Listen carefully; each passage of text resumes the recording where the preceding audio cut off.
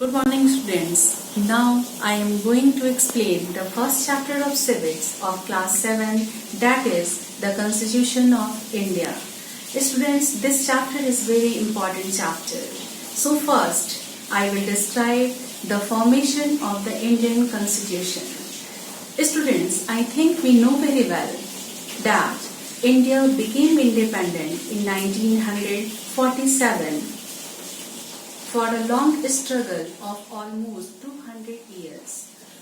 Before independence, India was a colony of British Empire. The British established their power in India by defeating Siraj-ud-Daulah in the Battle of Plassey in 1757. After the Battle of Plassey,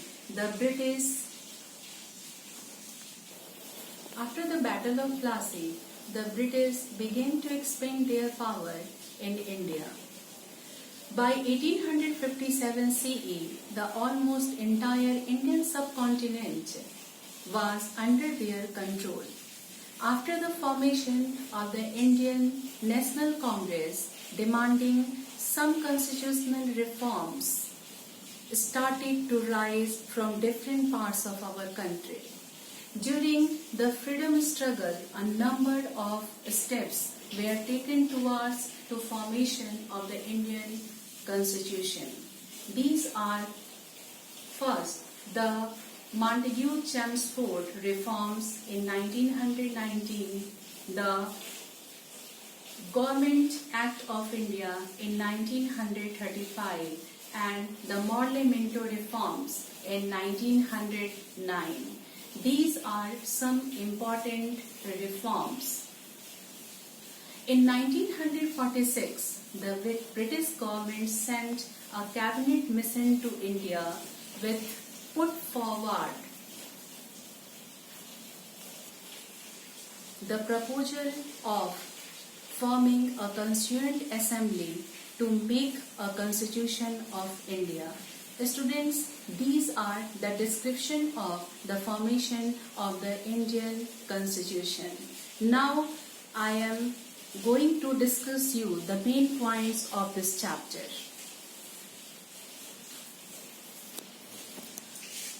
Firstly, I will describe the definition of the Indian Constitution. Constitution means our Constitution is a comprehensive legal document that declares the basic laws to govern the country. Students, it defines that the right and duties, power and functions of the government as well as the public. Now, these are the important points of the chapter. The first point tells us the Indian Constitution is the lengthiest written constitution in the world. This line describes that the Indian Constitution is the very lengthiest, means largest constitution and the written constitution in whole of the world. It took 2 years, 11 months and 17 days for completion. Students, the aim of our Constitution is smooth governance for the welfare of citizens. These points describe that our aim of the Constitution is very smooth for the well-being of the citizens.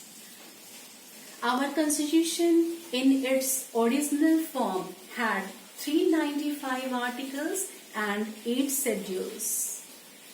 Students, this reason because the Indian Constitution is the very largest and lengthiest constitution in the world.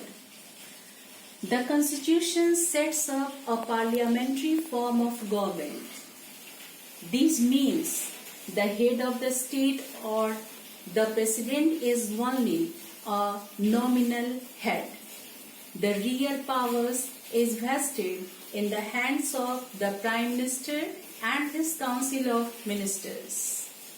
Students, in the previous class, in class 6, we discussed that the structure of the central state and the local self-government.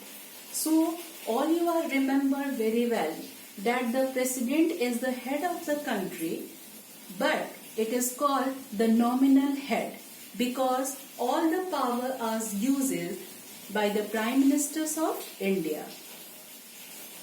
It regulates the position and powers of the organs of the government.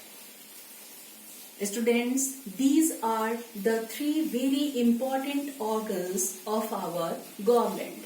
The first organ is the legislature. It is called the lawmaking body. The executive, it is called the implement the law and executes the law.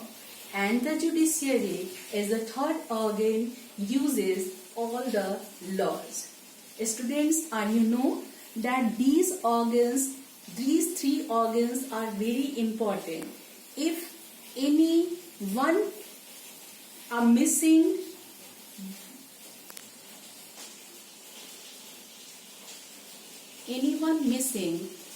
one cannot work. Our constitution was prepared by the Constituent Assembly. Constituent Assembly was consisted in 1946 under the provision of Cabinet Mission Plan during the last phase of British rule in India.